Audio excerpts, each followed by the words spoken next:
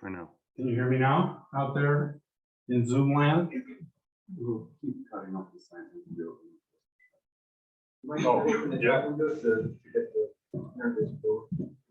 Okay, he's good.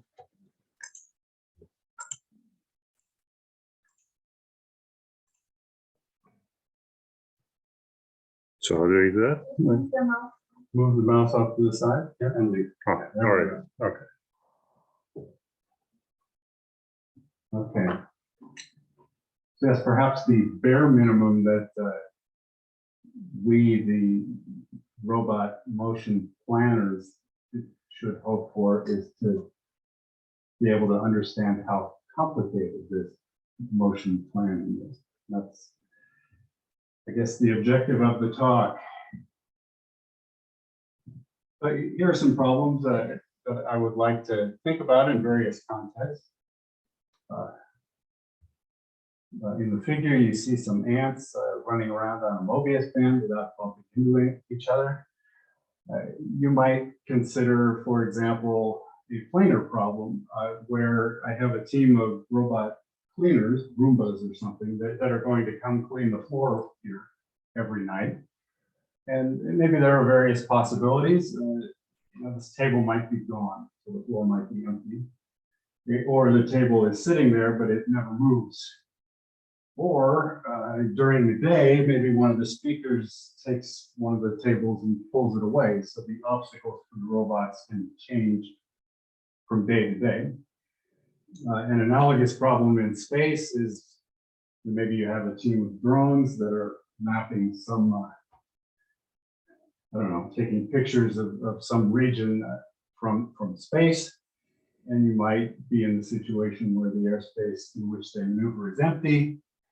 Or maybe there are some balloons that are fixed that could get in their way, or maybe the balloons could move around day by day, causing the drones to have to move in different ways on different days.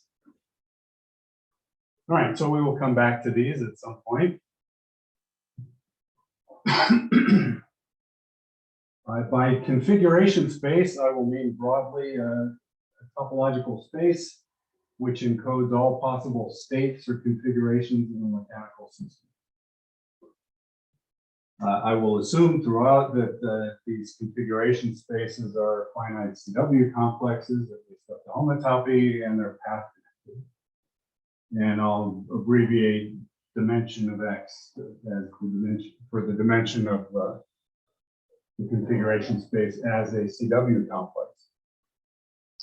In this picture you see up here, maybe if the robot arm is only allowed to move in the plane and nothing gets in its way, each joint has a circle's worth of positions in which it could be. So the configuration space of that arm would be a torus. That's one process.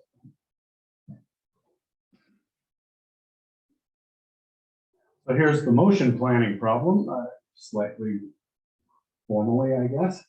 We'd like to find an algorithm which, given an initial state of your system and a terminal state of your system, produces a continuous motion of the system from the initial state to the terminal state.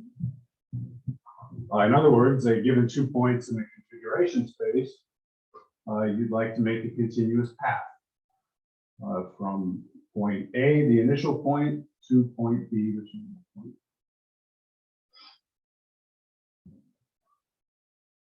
So these considerations showed up in Professor Carlson's talk yesterday, but the perspective is slightly different, as I think you'll see as we go along. Sometimes producing this path is very easy.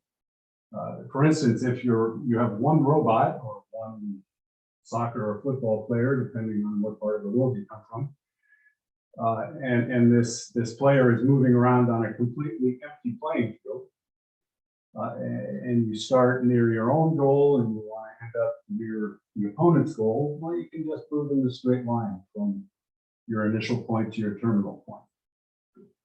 And this is nice in the sense that if the initial and or terminal positions wiggle a little bit, the corresponding line segment you make will wiggle analogously. In other words, I can continuously plan the motion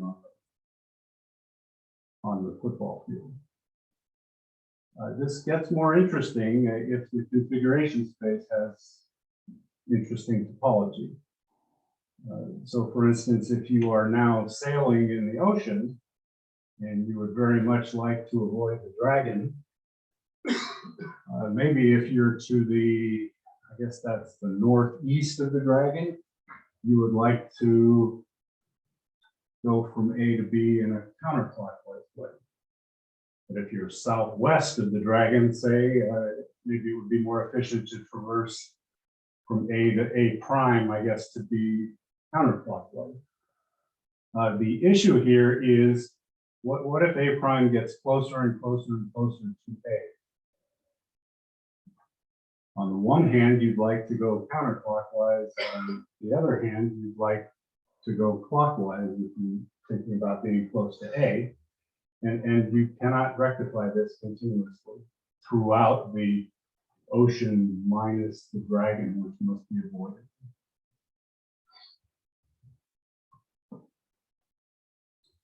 Okay, let's formalize a bit. Xi is the space of free paths on X. There is a natural map from X to the I to the product space X cross X. You give me a path, I find its two endpoints. That's a vibration. The motion planning problem in this context is to find a continuous map, if you can, S, that goes in the other direction from X cross X to the path space, which is what's called a section of this projection map pi. I want pi composed with S to be the identity map on X cross X.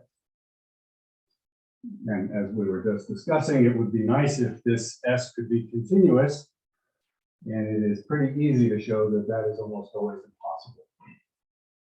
The only time you can make what you might call a globally continuous motion planner S is when your configuration space is contractible. So that leads to the following definition. We'll say the topological complexity of a path-connected space X is the smallest number, TC of X, red K, so that you can cover X cross X with open sets. And on each open set, you can produce a continuous section of this path space endpoint map pi.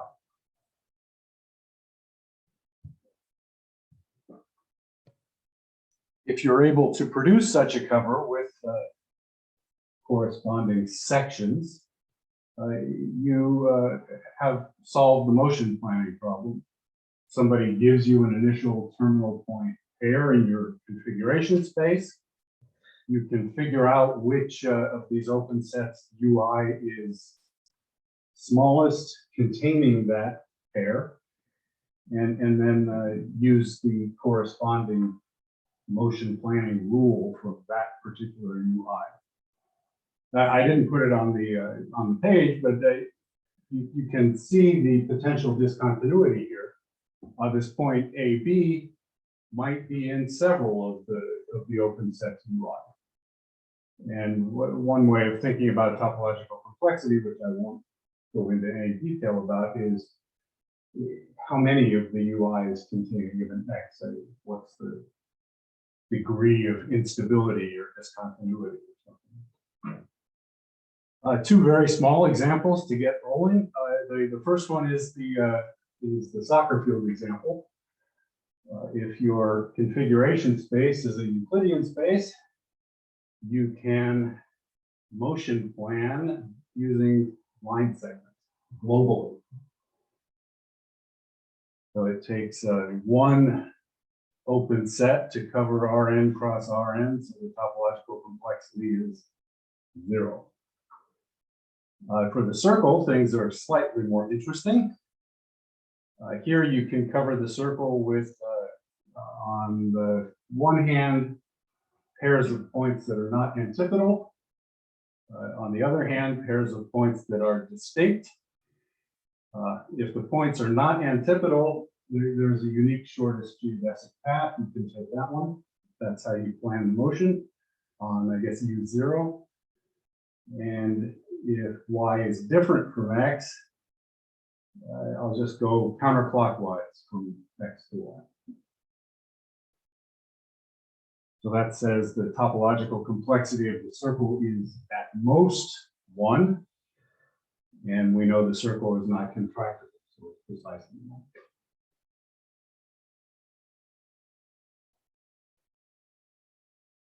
So I wanted to go through quickly some properties of this notion, which maybe some of you have seen before, for instance, at this conference or previous iterations of this conference, just to warm up for the parameterized version that we will pursue.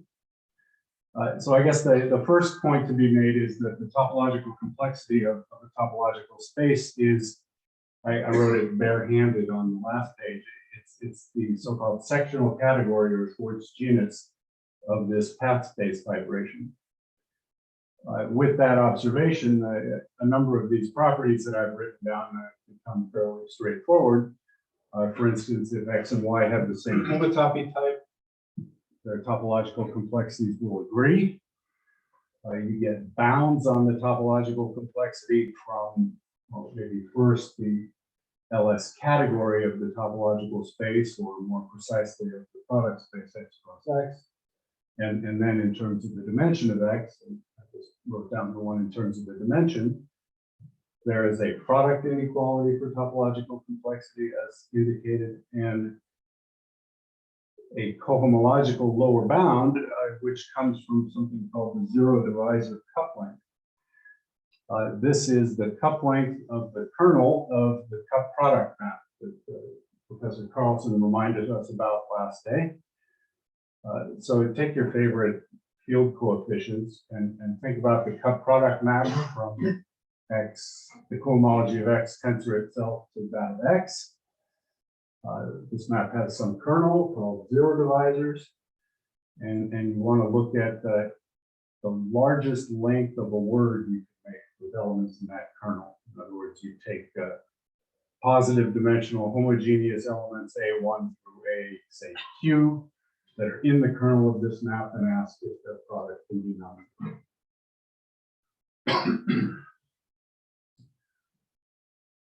With just this machinery, well, and a little bit more, we can compute the topological complexity of any orientable surface. The case of the two-sphere is a little bit interesting. The topological complexity is 2. A way to see this is you can cover the two-sphere across the two-sphere with 3 open sets. And I gave some little hints about how you might do this. For instance, if your points on the two-sphere are not antipodal, you can again play the shortest path game. If they are antipodal, you have some issues that you have to contend with. One of them can be resolved by the Harry Ball theorem. So fix your favorite point on the two-sphere, right, like this one. And then we know that since I've got a hole up here, I can comb all the rest of the hairs on my head. So I can make a non-zero tangent vector field on my head on the two-sphere minus a point. And then you can use that and maybe some stereographic projection and some other fiddling around to make precisely 3 open sets with continuous sections on each one. And I'll leave it for you to play with if you're so inclined. You can't physically do it though. I'm busy at the moment. For other orientable surfaces, things are fairly straightforward. For instance, for the torus, we have this product inequality that I just mentioned, which in light of the calculation for the circle we did a few minutes ago says the complexity of the torus is at most 2. For a higher genus orientable surface, the dimensional inequality tells us that the complexity is at most 4. And then in all 3 cases, again, I will leave it to cohomological fans to check that this cohomological lower bound gives you equality in each and every case. On to non-orientable surfaces. So I gave a related talk to a pretty broad audience consisting largely of computer scientists and a smattering of engineers about this roughly a week ago. And I think this was their favorite part. Non-orientable surfaces. First, here is RP2, the space of lines through the origin in R3. So playing the role of the lines is the red lightsaber you see. Playing the role of the origin is this villain's hand, which maybe you don't see at this instant. I don't know if this will work, but I have to try. And I can't read that, so I don't know. Pardon me? The first one. Oops. What do you mean the first one? Left or?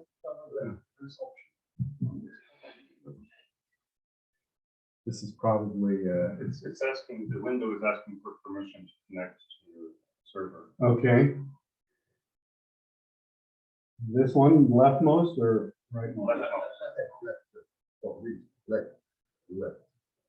That's my left. Yeah. Okay. All right.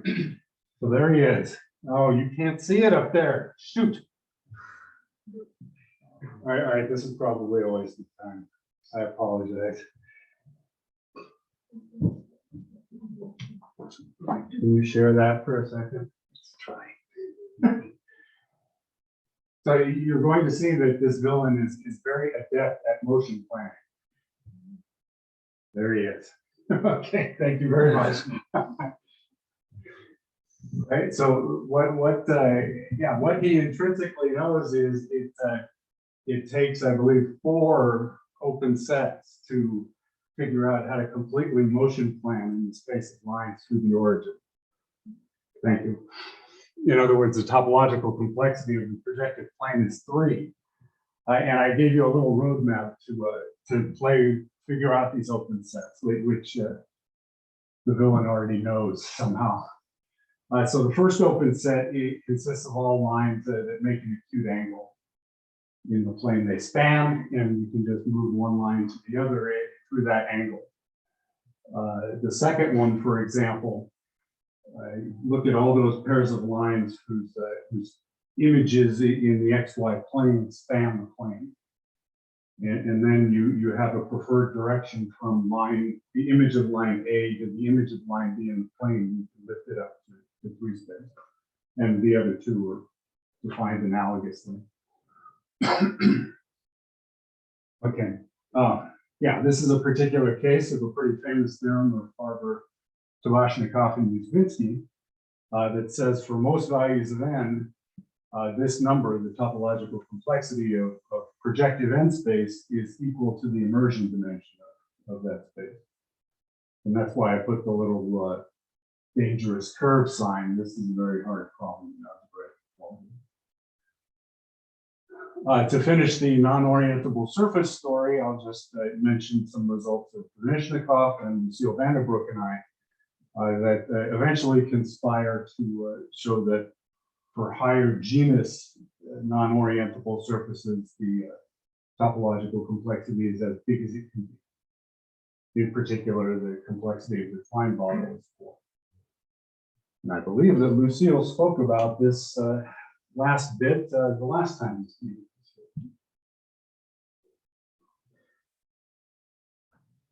Okay, here are our collision-free motion planning problems, at least the first couple.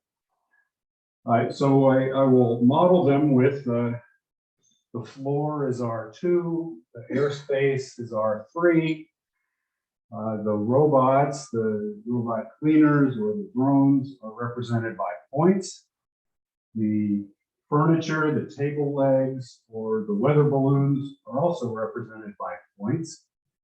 The robot points are Z's, the obstacle points are O's. And we very much want the robots to not bump into each other, to not bump into the obstacles, and we'll assume that obstacles don't coalesce either. So when you want to plan motion in situations like this, non-colliding motion, you are led naturally to study the configuration space of n tuples of points in your ambient topological space, which I call Y for some reason. So this is all n tuples of points, no two of which are equal. And you'd like to study the topological complexity of this configuration space. In a number of instances, this has been done. I'll just tell you some results. If the floor is empty or the airspace is empty, we are trying to study the topological complexity of configurations in R2 or R3. This was computed by Farber and Yuszynski almost 20 years ago. And there are the numbers you get. Just off twice the number of robots. If you have fixed obstacles, then the ambient space that you're working in is slightly different. It's not R2, for instance, anymore. It's R2 minus the positions of the fixed obstacles, or R3 minus those positions. And the topological complexity of configurations in that space is known as well. Farber, Grant, and Yuszynski a little while later.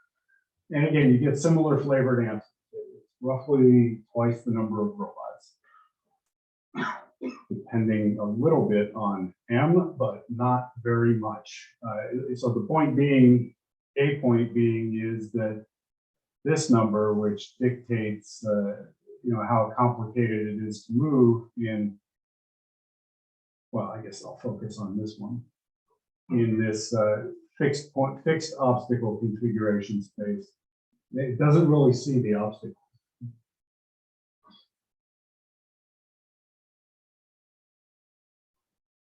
Before we go to the third problem that I posed, I wanted to make a slight detour and talk briefly about a very recent result on configuration spaces of graphs. So a graph will be simply a path-connected one-dimensional CW complex. It's easy to compute the topological complexity of a graph or of configurations of one robot in a graph. You get one if the graph is a tree, which is retractable. You get two if you have one cycle. So this is essentially the circle or the dragon's calculation that we were talking about earlier. And if you have more than one cycle, you have topological complexity of three.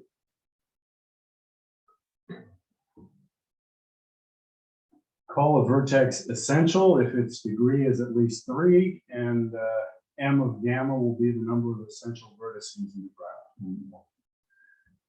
The rest of this page will largely assume that this number of essential vertices is at least 2. So in 2005, Farber studied the topological complexity of the configuration space of ordered points on a graph. And he was able to carry out the calculation for trees. And when the number of robots moving around on the network or on the graph is sufficiently large, is bigger than twice this number of essential vertices, he found that the topological complexity of the configuration space is as big as possible, twice this number of essential vertices. And emboldened by this, he conjectured that this was always true for any graph, not just a tree. This was shown for various types of graphs in the fairly recent past. And then in the very recent past, last month, Ben Knudsen proved the conjecture in complete generality. So if you have any graph with at least 2 essential vertices, and you have, relatively speaking, a large number of robot agents moving on the graph, more than twice the number of essential vertices, then the complexity of the configuration space is twice this number of essential vertices, which is the dimension, twice the dimension of the configuration space. This number might ring some bells if you read the Nick Scoville's talk last week. There are some similarities which maybe I don't understand and won't pursue. Okay, back to the matter at hand. So now I want to consider the situation where we're studying collision-free motion in the presence of obstacles, but we do not a priori know where the obstacles are.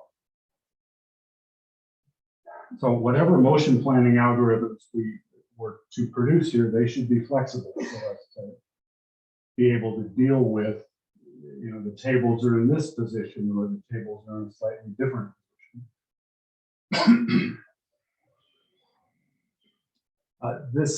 These kinds of considerations suggest not studying the configuration space of points in Y or points in Y with a fixed number of points removed. They suggest studying the Fidel-Neuwirth vibration or bundle of configuration spaces, where you have a large number of configurations, the distinct robots together with the distinct obstacles, and you project onto the configurations that are encoding the distinct obstacles.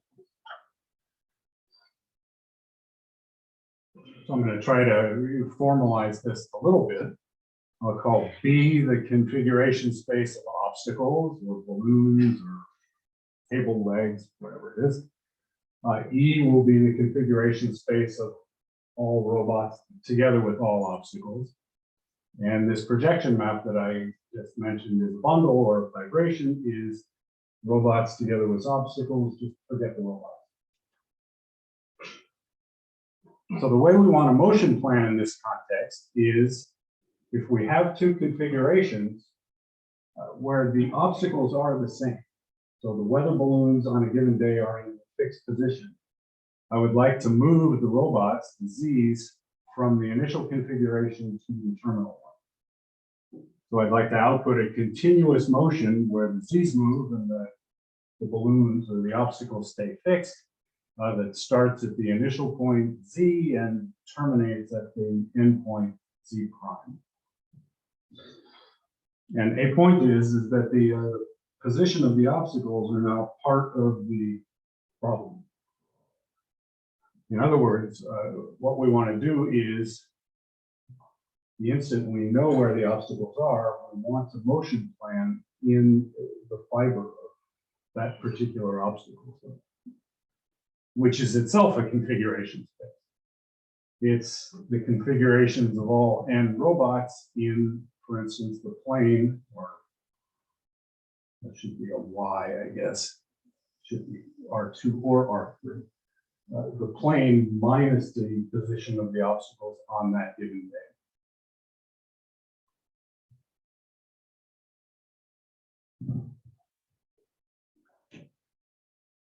Here's how this can be formalized.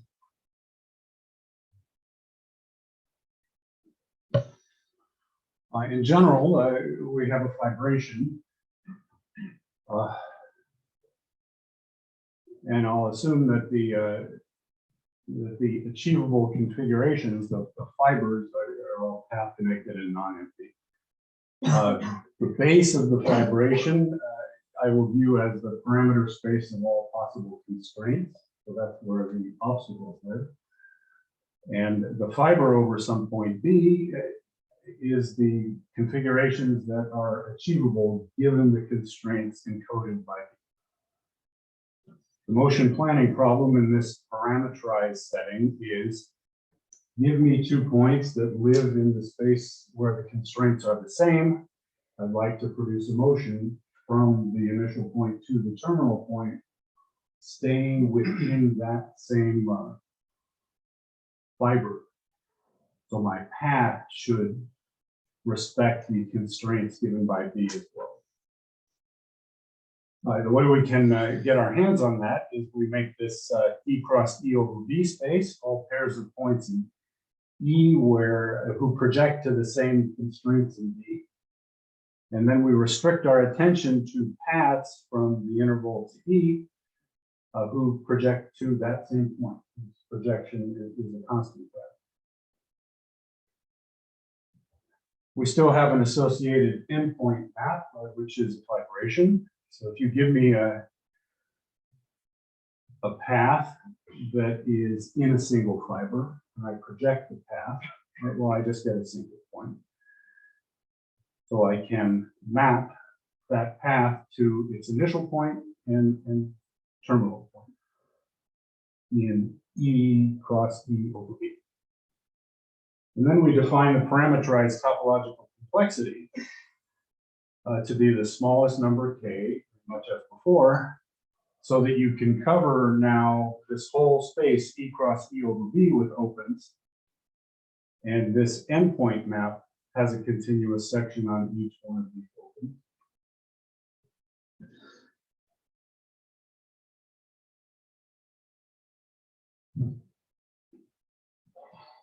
So we'll spend some time with some properties and features of this notion in a minute.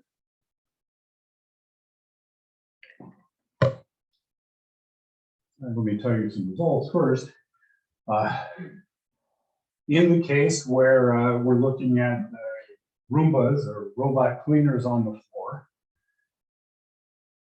the topological complexity of this Będlewo vibration involving n robots and m obstacles is this number, twice the number of robots plus the number of obstacles. It turns out -2. When we're trying to parameterize motion plan our drones in space with m weather balloons in the way, the parameterized topological complexity of the Będlewo vibration configurations of m plus n points in space to m points in space is a little bit bigger, 2n plus m minus 1. And I see some typos there. So just look at the formulas, not the words. There are competing notions of topological complexity, or more generally sectional category, depending on whether you like the sectional category of something trivial to be 0 or 1. And the words are dealing with one case and the formulas with another. Sorry about that. Some comments about this. The same results hold for R even and R odd. So for instance, the complexity of configurations of some number of points in R6 mapping to a smaller number of points in R6 is going to be given by the same point. The fiber of these Będlewo bundles, as I think I mentioned briefly, is the configuration space of m robots in the complement of the daily obstacle position. And from a few pages back, Farber, Grant, and Uzminski computed the topological complexity of that space, and it's roughly twice n. But a point being is that the parameterized complexity can be significantly bigger than the complexity of just the fiber. Okay.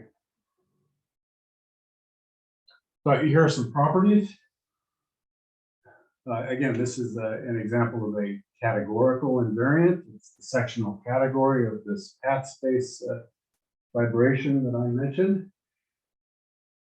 An easy feature is that if you have a trivial vibration, the topological complexity is the same as the ordinary or classical topological complexity of the fiber. Secondly, if you have two vibrations that are equivalent, then they will have the same parameterized topological complexity, say fiber-wise homotopy equivalent. Third, there are dimensional upper bounds as given. And one that I didn't mention in the classical case, there is a variant.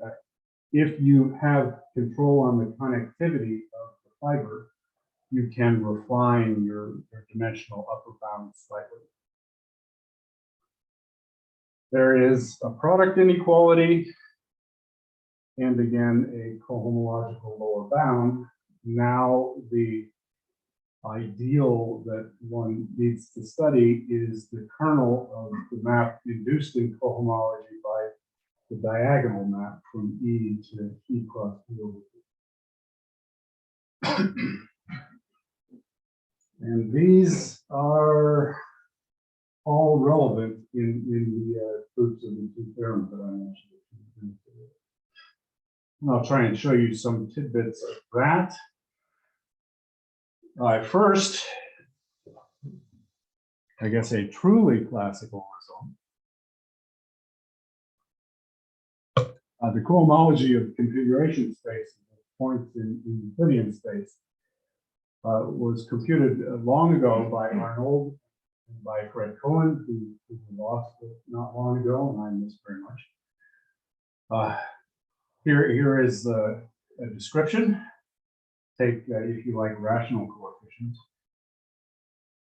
So the cohomology ring has generators, which I'll call omega ij's, and the relations that you see. The squares of the omega ij's should vanish, and you get these very famous three-term relations among the generators: omega ij, omega ik, and omega j. Once you know this, well, Carlson reminded us yesterday of the Kunith formula as well.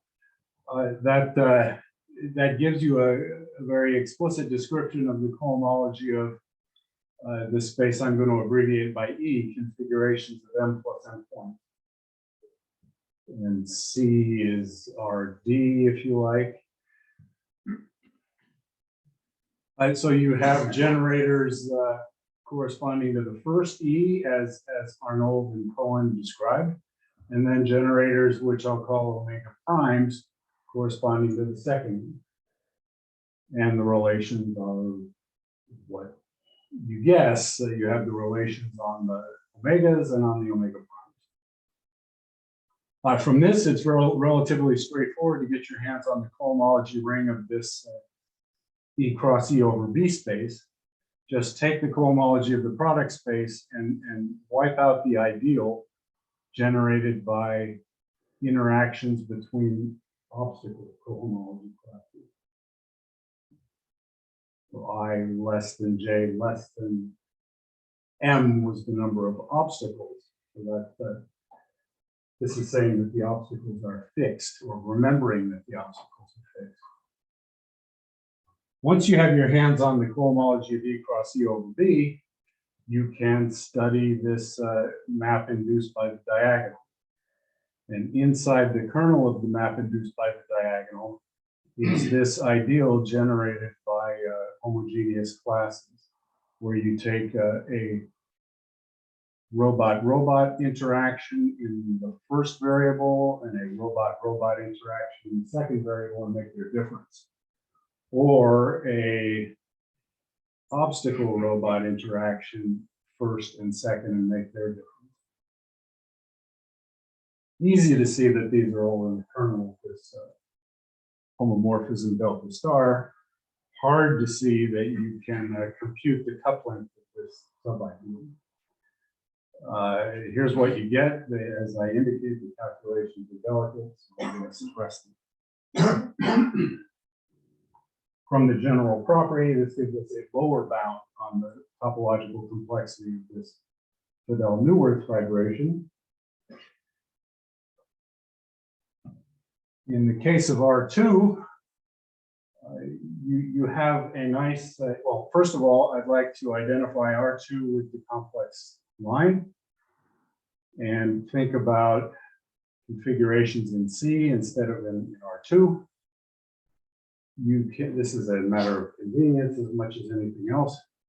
You can make a nice map that takes a configuration of L distinct points and produces a configuration on the one hand of 2 distinct points and then L minus 2 distinct points that are also distinct from 0 and 1 by this nice formula. This is a homeomorphism. It plays nicely with these forgetful maps that show up in vibrations. As consequences of that, on the one hand, if you look at projection from n robots plus 2 obstacles to just 2 obstacles, you have a homeomorphism. Sorry, this is trivializing this bundle. And that says that the parameterized topological complexity of that vibration is just the topological complexity of the fiber, which is known before. In general, you get an equivalence of bundles. And the second factor in this equivalent product bundle is a trivial bundle. So this vibration contributes nothing to the topological complexity calculation. And it says that the topological complexity of the left-hand vibration is at most the topological complexity of the right-hand vibration, where you ignore the trivial piece. So that reduces the problem to thinking about a smaller number of obstacles at the cost of working in C minus a couple points. You can get easily, though, upper bounds from this instead. You can get upper bounds from this latter vibration. And various Morse theoretic considerations tell you the homotopy dimension of these configuration spaces. And if you work this out, you get the exact same number that the the coupling calculation gave us last slide. So that's how you deal with the case of motion in the plane.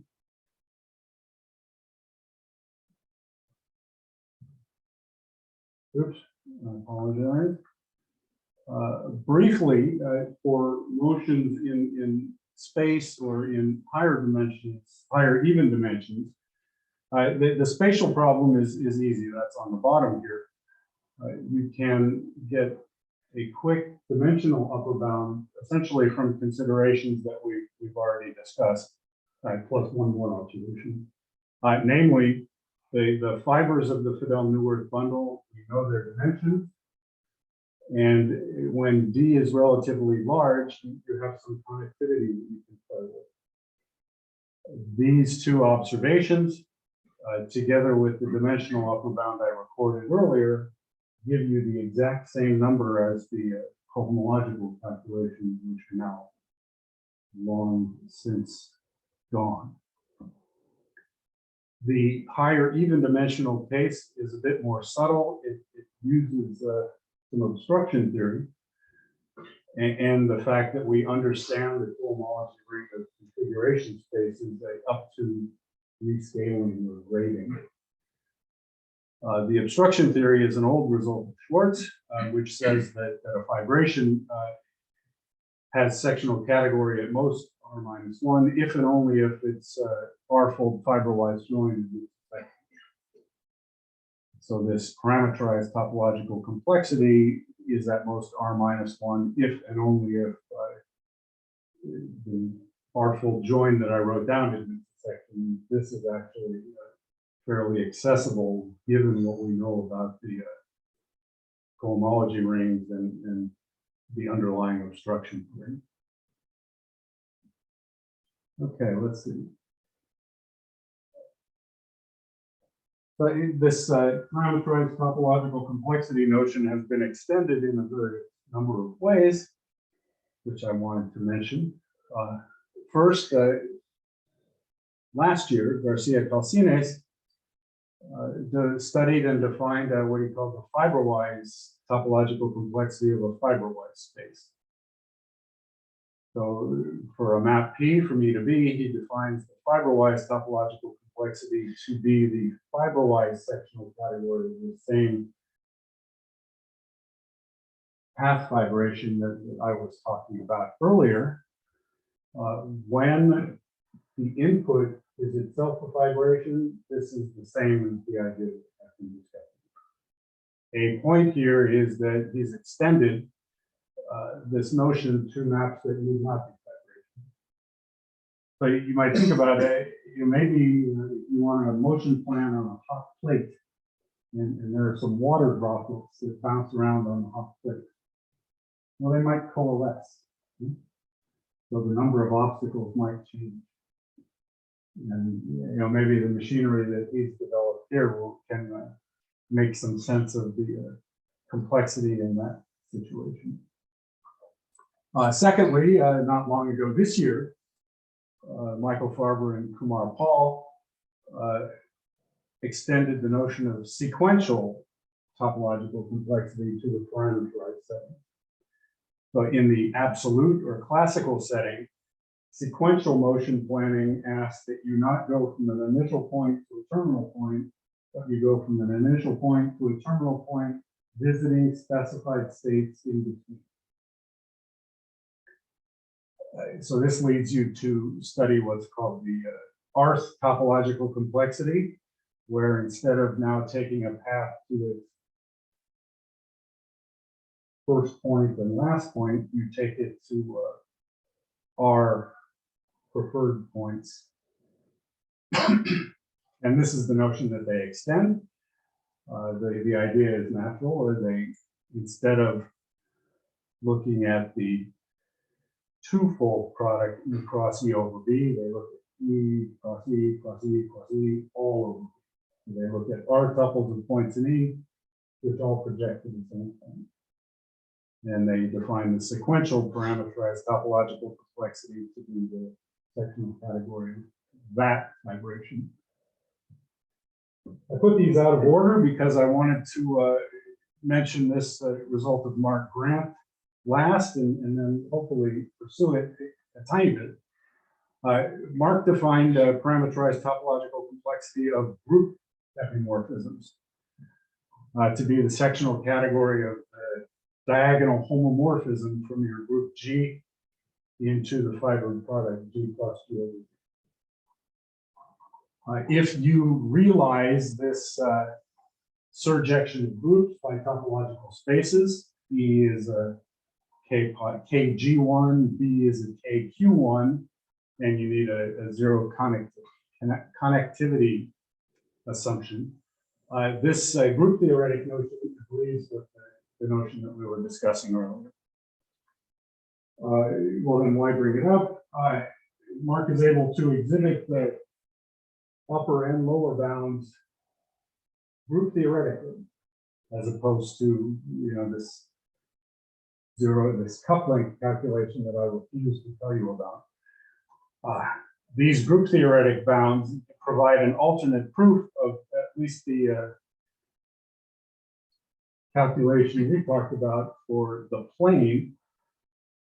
From the eyes of group theory, what we're thinking about here is the topological complexity of the forgetful homomorphism from a large pure gray group to a small one, where you forget a certain number of strings. Okay, maybe one more in the last couple minutes, which fits nicely with the group theoretic picture that I just brought up and the original planar picture. So it's about what are called orbit configuration spaces. The setup is you have, I'll assume a finite group acting freely on a manifold which has no boundary. And then you can look at what's called the orbit configuration space, where instead of looking at n tuples of points in Y, which is different, now you look at n tuples of points in Y whose gamma orbits are different. So the formula is there. You look at all n tuples with orbit of yi, intersect orbit of yj, empty for I different from j. Quite some time ago in his thesis, Miguel Chico-Tencatell generalized the Fidel-Neuer vibration to this setting.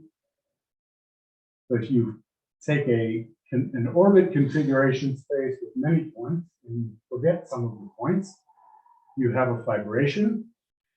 The fiber here is now not configurations minus points, it's configurations minus orbits. So here's an example. Let the cyclic group Z mod R act on the plane minus the origin by multiplication by root 2. The orbit configuration space that arises is a complement, as again Carlson was talking about last time. It's the complement of the reflecting hyperplanes of a certain complex reflection. In this context, this reflection group is something called the full monomial group. It's the Reith product of the symmetric group in this cyclic group Z mod R.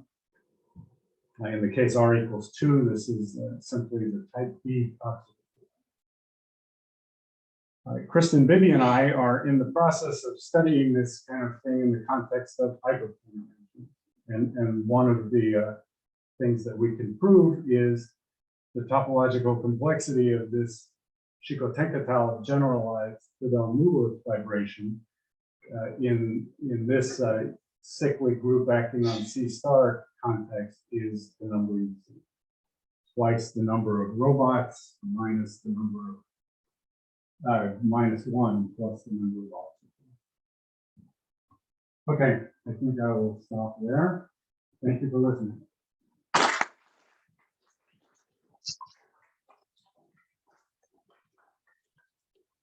Much. Oh, we have time for a couple of questions.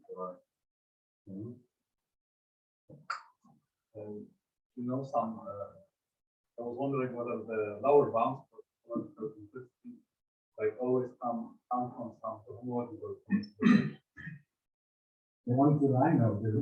Okay. I did not mention it because it would have taken way too long. The way Lucille and I finally computed the complexity of the time model was by much more subtle homological considerations than just this, coupling. There are for a given vibration, there are some canonical one-dimensional homology classes, maybe not one, but canonical homology classes that one can study in the context of TC. This class was studied by Cohen and Farber, and they proved something of the flavor. The nth power of this class is non-zero if and only if TC of the space is at least something. But this class is in general very hard to do. It's a twisted cohomology class with coefficients in the group range, the augmentation. Lots of fun to play. Sure. Yeah. So the parameterized TC approach, we don't have a setting for moving oscillators and so forth, but the oscillators are sort of fixed during the movement of the robot. Yes, yes. Do you have a setting also for something which the movement would be Not yet. Right. And that's why maybe I mentioned that these ideas are to some extent complementary to what Carlson was talking about last time. That's what he wants. Right? He wants the obstacles to be able to move along with the robot. All right, well, so maybe there's one pragmatic comment about that, and that is, well, if the robots and obstacles are all moving, why don't I just treat them as the same? So that reduces to the case of no obstacle. But yeah, your point is still well taken. You want some preferred collection of objects or single object moving in the presence of other things or things that itself and may not be. So, you know, the real answer to your question, I guess, is I don't have that knowledge. I might be able to cheat my way out.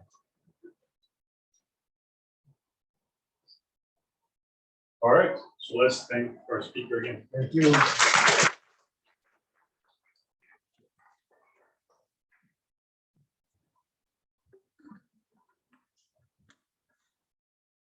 Thank you for your help. That's the American idea.